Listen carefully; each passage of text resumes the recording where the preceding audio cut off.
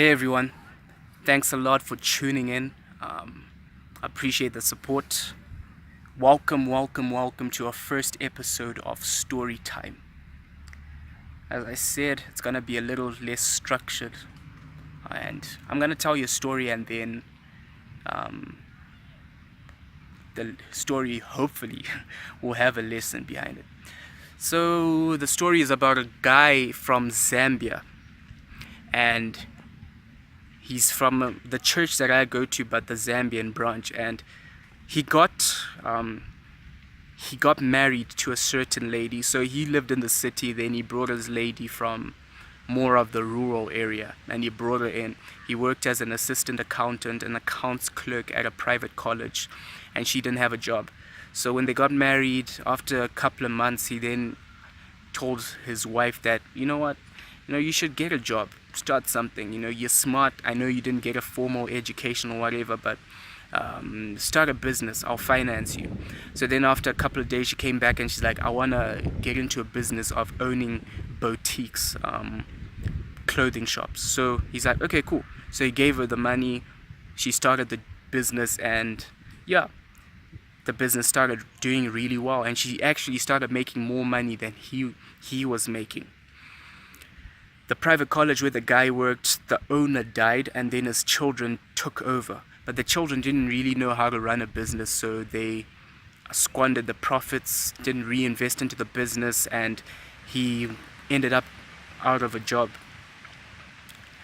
So what happened is that when things got bad for him in the workplace, his wife's business was really going up and up, and she was making really good money.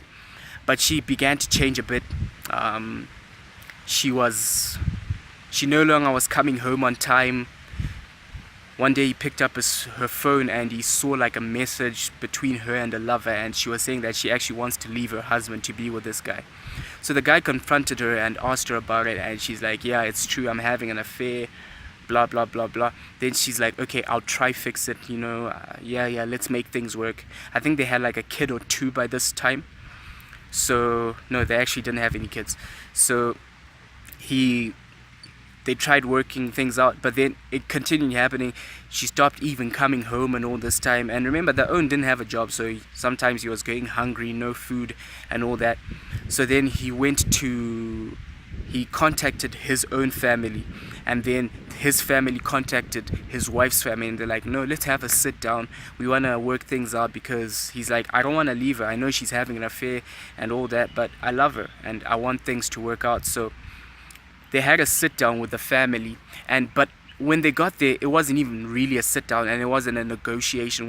When he got there, the family of the woman was just like, you know what, here is your bride price, the one that you paid, take it, go.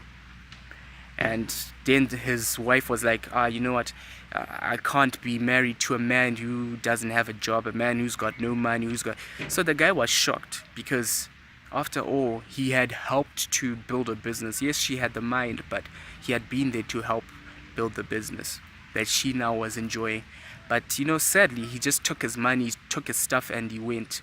And he ended up homeless, actually, because she was the one paying the rent, and she kind of kicked him out. So now he had nowhere to go. He was homeless, living in shelters for a bit.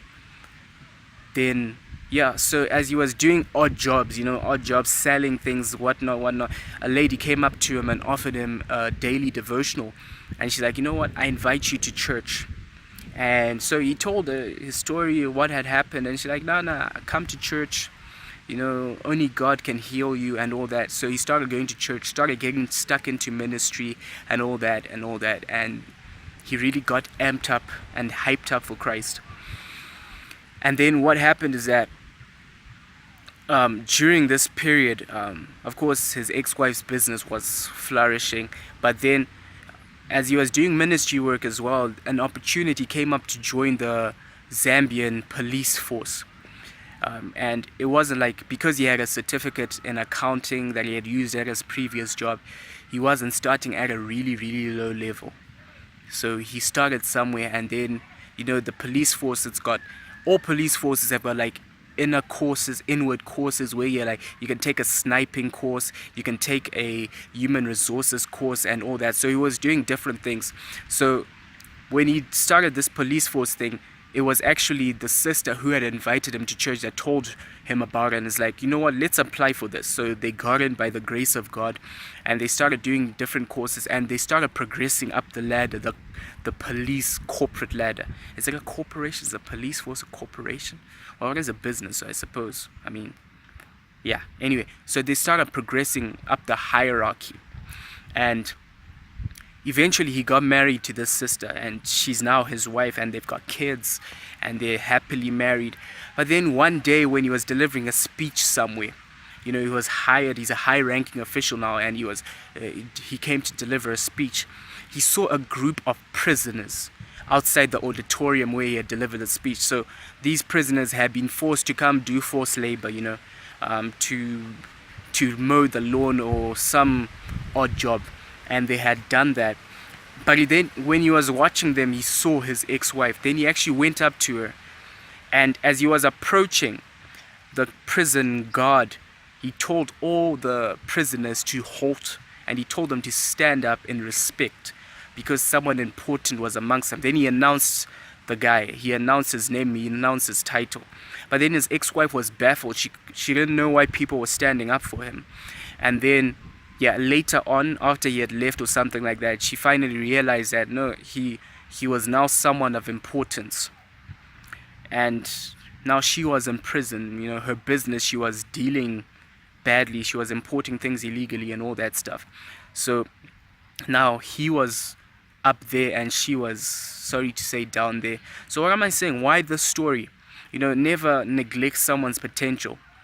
If you're in a relationship, it's important for you to appreciate who you're in a relationship with. They might be having a bad time, but in the fullness of time and with the blessing of God, they will excel. She thought he was a nobody now, and she thought she was someone, but you see how the wheels turned. And also just appreciate, love the person you are.